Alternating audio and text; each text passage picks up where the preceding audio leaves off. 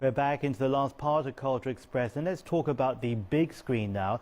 Zhang Yimou's blockbuster The Flowers of War has taken in well over £500 million at the box office in the 21 days since it hit the cinemas in mid-December. But let's take a look at the Chinese film market in 2011 as a whole. There were lots of expensive movies, all with fantastic shots and special effects, but low-budget art cinema counterparts were up there also. They explored different themes, and producers and directors here in China trying to tell stories in different ways, even in traditional forms such as kung fu movies. But to move from a domestic stage to an international one, Chinese films still have a long way to go.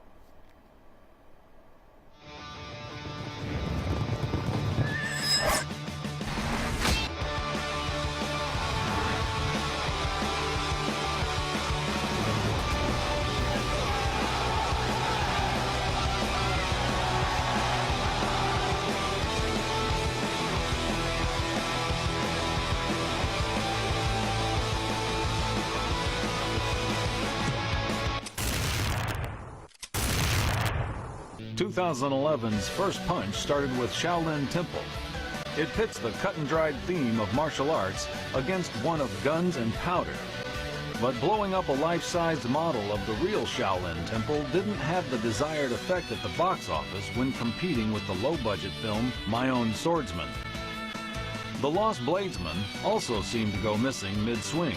After a first-week box office of $15 million, in the end, it only sheaved around 20.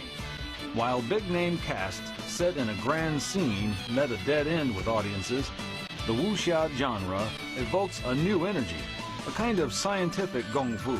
Combining CSI-styled medical and detective elements with martial arts created a big stir at Cannes. Innovation goes one step further with Flying Swords of Dragon Gate, and it seems practically inevitable that China's first 3D production is a martial arts film.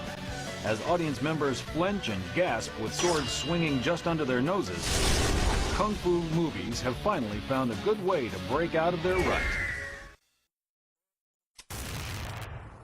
2011 had a couple of historic milestones, and the domestic movie industry made the most of it.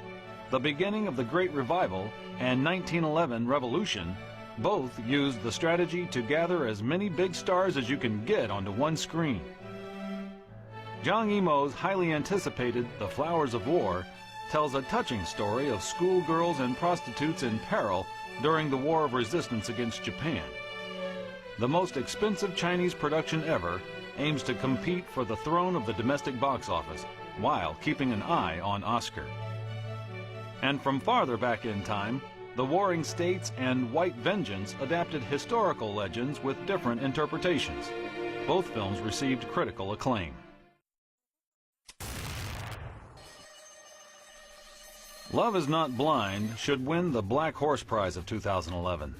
This $1.3 million film, screening alongside the Hollywood hit Real Steel, embraced a whopping $53 million payout, leaving less than half of that for the ringside robots. A good story combined with successful marketing and timing it with Singles Day, 11/11/2011, has transformed Love Is Not Blind into a box office legend. Other love stories like Eternal Moment, focusing on Valentine's Day, also performed nicely at the box office. Overseas screenings of Chinese movies were a disappointment in the first half of the year. What Cannes and Berlin remembered about China were just a few pretty dresses on the red carpet, rather than the films in competition. Fortunately, things got better in the second half. At Venice, People Mountain, People Sea won a Silver Lion, and A Simple Life won a Golden Lion for Best Actress. Later in Tokyo, Cora and Piano in the Factory were well received. With the Oscars still ahead, we will keep our fingers crossed for The Flowers of War. The pace of growth for the Chinese film industry is another big story, with an average of 8 new screens installed every day in 2011. And the total box office, including imports, is expected to exceed $2 billion. Still, most cinemas and movie makers are complaining about losing money.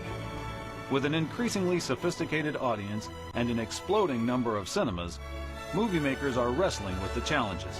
Having said that, 2011 can be marked as the threshold of breaking out for the Chinese film industry.